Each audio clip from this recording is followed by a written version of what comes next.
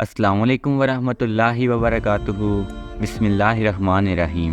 اسلامی تاریخ کی بات کریں اور اس میں سلطان صلاح الدین ایوبی کا نام نہ آئے، ایسا کیسے ہو سکتا ہے؟ کہیں نہ کہیں آپ نے یہ تو ضرور سنا ہوگا۔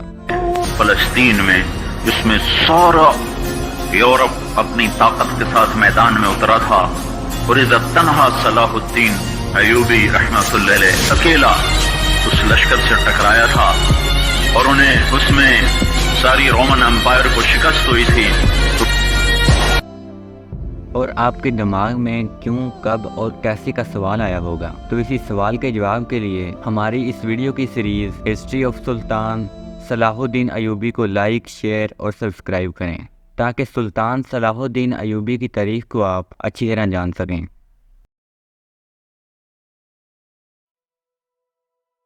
اور مجوسیوں کو عظیم الشان فتح حاصل ہو گئی۔ پھر جب اسلام کی شکل میں حق نمودار ہوا تو باطل فرار ہو گیا، مقدس پرچم اٹھانے والے ہاتھ کاٹ دیے گئے، اور درپش کا یعنی جسے فتح و نصرت کا نشان سمجھا جاتا تھا، بدبختی کی علامت بن کر اس طرح خاک میں مل گیا کہ اس کا ایک تار تک باقی نہ رہا۔ یہ 14 ہجری کا تاریخ ساز اور یادگار سال تھا جب صدیوں سے روشن آتش کدے بجھا دیے گئے۔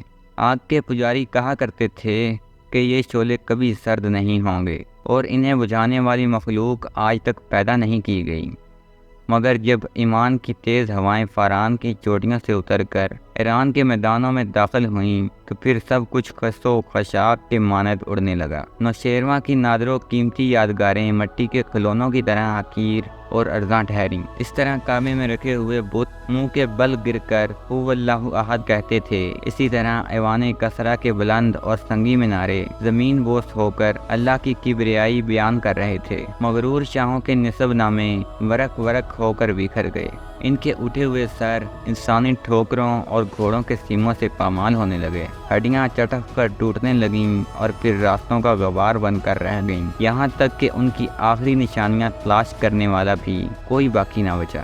اتنی قدیم و طاقتور سلطنت کی بساط یوں الٹی کہ مرثیہ خواں تک نہ رہے۔ ماتم گساروں کو بھی مکافات عمل کے قانون نے کھا لیا۔ موت کا خونی دہن اپنے پورے طول العرض کے ساتھ کھلا ہوا تھا، اور ایران کی فضا میں بہت دن تک یہ ہولناک صدا گونجتی رہی، ہے کوئی اور، ہے کوئی اور۔ پھر جواب میں وقت کے نقیب نے پکار کر کہا کہ کوئی نہیں، کوئی نہیں سوائے اللہ کے۔ یہ آواز سنتے ہی لشکر اسلام کے سالار حضرت سعد بن ابی وقاص رضی اللہ عنہ کی شمشیر اپنی نیام میں جلی گئی، اور نہ جانے کتنی راتوں سے کرب کے عالم میں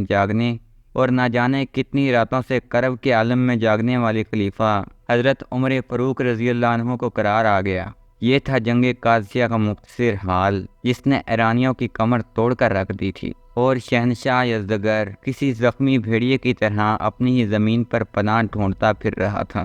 اہل ایمان کی یلغار جاری رہی، یہاں تک کہ مجاہدین اسلام کے گھوڑوں نے مدائن، خوزستان، اہواز، نہاوند، اصفہان، ہمدان، رے کرمان، سیستان، سیستان اور خراسان کو رون ڈالا۔ شہنشاہ یزدگرد فرار ہو کر ترکستان چلا گیا۔ مسلم سالار احنف بن قیس رضی اللہ عنہ نے ایران کا سارا خزانہ مال غنیمت کے طور پر خلیفہ کی خدمت میں مدینہ منورہ بھیج دیا۔ زر و جواہر کے اس انبار کو دیکھ کر حضرت عمر فاروق رضی اللہ عنہ رونے لگے۔ پھر آپ نے مسجد نبوی صلی اللہ علیہ وآلہ وسلم میں اہل ایمان کے اجتماع سے خطاب کرتے ہوئے فرمایا، معبود حقیقی کے نام لیواؤں کو خوشخبری ہو کہ آج مجوسیوں کی سلطنت برباد ہو گئی۔ اب ان کے ملک کی زمین کا ایک ٹکڑا بھی ان کے قبضے میں نہیں رہا۔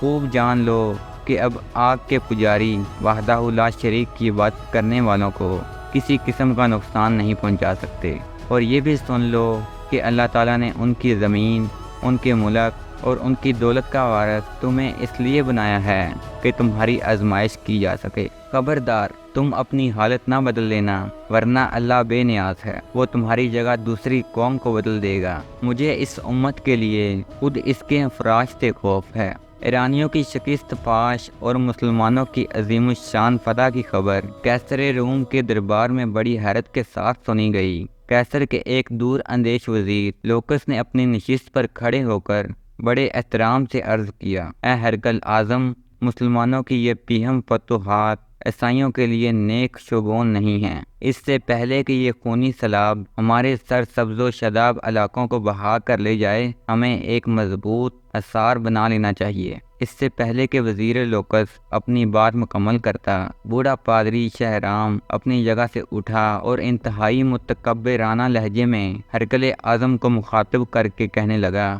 شہنشاہ کو معلوم ہونا چاہیے کہ ایرانی آتش پرست تھے، اس لیے آگ کی خوراک بن گئے، مگر ہم اہل صلیب ہیں اور صلیب ہی ہماری محافظ و نگہبان ہے۔ شہرام کے بعد دوسرے پادریوں نے بھی دربار میں پرجوش تقریریں کیں۔ قیصر روم مکمل طور پر پادریوں کے زیر اثر تھا، اس لیے اس نے اپنے سیاسی مشیر لوکس کی باتوں پر کوئی دھیان نہ دیا۔